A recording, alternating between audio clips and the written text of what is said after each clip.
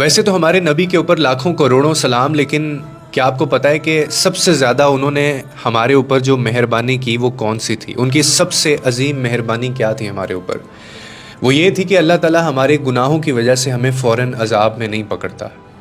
نہ زمین پھٹتی ہے، نہ آسمان گرتا ہے، نہ ہوا رکتی ہے، نہ پانی خشک ہوتا ہے، اور یہ سب کچھ اس ایک ہستی صلی اللہ علیہ وآلہ وسلم کی دعا کا اثر ہے جو ہم سے بے حد محبت کرتے ہیں۔ اللہ تعالیٰ فرماتا ہے کہ اگر میں ہر گناہ پر لوگوں کو فوراً پکڑ لوں نا تو زمین پر کوئی جاندار باقی نہ رہے، لیکن ہم پھر بھی باقی ہیں۔ کیوں؟ کبھی سوچا آپ نے؟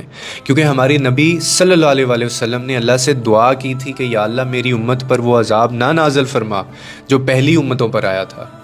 یاد ہے آپ کو بنی اسرائیل کی جو قوم تھی، اللہ نے ہفتے کے دن حرام کہا تھا کہ شکار حرام ہے، مگر انہوں نے چلاکیاں کی، قانون توڑا، اور نتیجے میں اللہ نے انہیں بندر اور خنزیر بنا دیا تھا۔ کس کو یاد نہیں ہے شعیب علیہ السلام کی جو قوم تھی، ناپ تول میں کمی کیا کرتے تھے وہ لوگ، اور اس کے بدلے اللہ نے ان پر ایسی تباہی نازل کی کہ زمین ویران ہو گئی تھی، یہ ان کو سزا ملی۔ اور اس کے بعد قوم لوط علیہ السلام کی جو قوم تھی، بدکاری عام تھی، اب بدکاری عام ہو گئی، انہوں نے اللہ کے نبی کی باتوں کو جھٹلایا تو آسمان سے نا پتھروں کی بارش ہوئی تھی، اور ہر پتھر پہ ان کا نام لکھا ہوا تھا، سب ختم ہو گئے تھے۔ اور اس کے بعد آتی ہے ہم لوگ، ہماری امت آئی، اور ساتھ آئے ہمارے نبی کریم صلی اللہ علیہ وآلہ وسلم محمد رسول اللہ، جنہوں نے فرمایا کہ یا اللہ میری امت کو ویسا عذاب نہ دینا جیسا پہلی قوموں کو دیا۔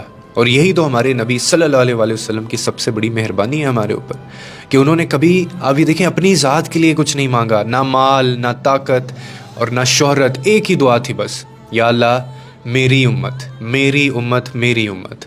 اللہ نے ہمیں نبی کریم صلی اللہ علیہ وسلم کی صورت میں ایک ایسا رہنما دیا جو قیامت کے دن بھی اپنے امتیوں کو تلاش کرے گا، اور جو اس وقت بھی یہ کہیں گے اللہ تعالیٰ سے کہ اے اللہ یہ میرے امتی ہیں، ان کو میرے پاس آنے دے۔ سبحان اللہ۔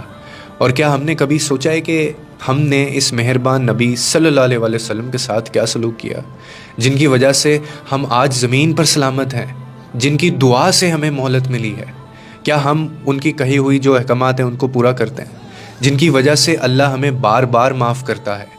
کیا ہم لاج رکھتے ہیں ان کے جتنے بھی حکم ہیں؟ کتنی حسین، کتنی خوبصورت اور کیا شان تھی میرے نبی کی، کہ وہ کس طرح سے ہمارے لیے گڑ گڑا کے دعائیں کیا کرتے تھے، ورنہ آج ہم میں سے کوئی ایک بھی زمین کے اوپر باقی نہ رہتا، ہم سب ختم ہو چکے ہوتے۔ یہ سب سے بڑی مہربانی ہے اللہ تعالیٰ کی ہمارے اوپر اور ان کے حضور، ان کے توسط سے۔